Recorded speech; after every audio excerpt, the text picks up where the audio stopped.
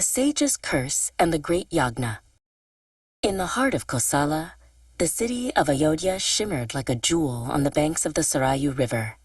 Its ruler, the mighty King Dasharatha of the Sun Dynasty, was a lion among men, his name a synonym for justice and valor. Yet, as he sat upon his magnificent throne of gold and emerald, a profound sorrow shadowed his heart. For all his power and all his wealth, the king's halls echoed with a painful silence. The king was childless. The source of his grief was a curse, a specter from his youth. As a young prince, skilled with the bow, he had been hunting in the deep forest. Hearing a gurgling sound by a river, he mistook it for a wild elephant and shot an arrow towards the noise. A human cry of pain shattered the twilight. He had accidentally slain a young ascetic named Shravan Kumar. The boy's blind parents, heartbroken, cursed the prince. Just as we die from the grief of losing our son, you too, O king, will one day die of sorrow for a son of your own. Years later, the curse was a wound that would not heal. The king confided in his chief queen, the gentle Kaushalya. "The kingdom needs an heir, my love," he whispered, his voice heavy with despair. "My legacy feels like dust, and the words of that poor sage haunt my every waking moment." Kaushalya, her own eyes filled with a shared sadness, placed a comforting hand on his arm, a silent pillar of strength in his storm of grief. Seeking a path out of the darkness, Dasharatha approached his royal preceptor, the wise and powerful sage Vasishta.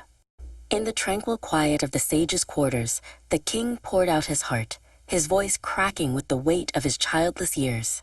Vasishta, his face serene and his eyes holding the wisdom of ages, listened without interruption, letting the king's river of sorrow flow freely. When the king had finished, Vasishta spoke. "There is a way, O king, a ritual of immense power. You must perform the Putra Kameshti Yajna, a sacrifice to the gods for the boon of sons. But only one man has the spiritual purity to conduct it successfully, the great sage Rishishringa."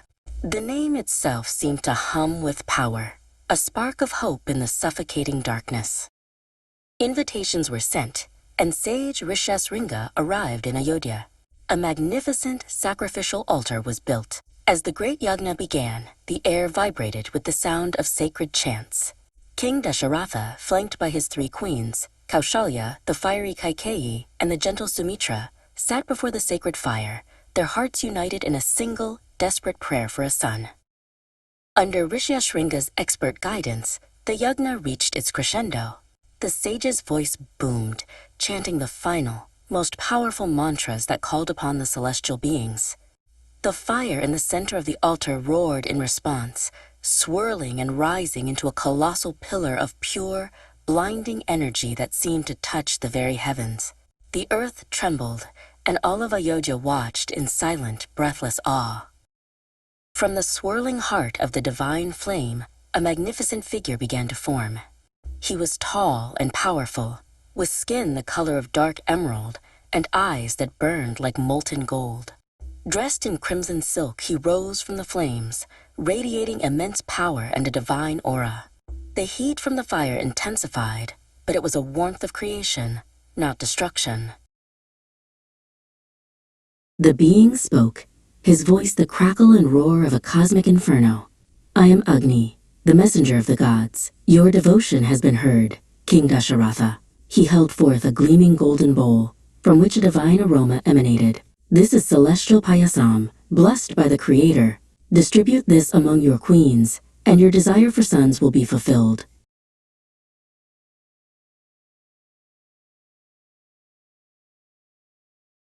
As quickly as he appeared, Agnideva merged back into the fire, which returned to its normal state. The yajna was complete. With tears of joy streaming down his face, Dasharatha clutched the precious vessel. He walked from the altar, his steps light for the first time in decades, and presented the divine offering to his queens. In the reflection of the golden bowl, he saw not just his own hopeful face, but the future of his dynasty. King Dasharatha, his heart finally light with hope, carefully divided the celestial payasam. He gave half to his chief queen, Kaushalya, a testament to her status and his deep affection. The remaining half he gave to his youngest and most favored queen, the spirited Kaikeyi. Both queens, in turn, shared a portion of their shares with the gentle Sumitra. The sweet, divine pudding was consumed, a sacred promise now held within them. Months turned into a season of joyous anticipation. The palace, once shadowed by the king's sorrow, now buzzed with a quiet, hopeful energy. The three queens, their faces glowing with an inner light, were treated with the utmost care.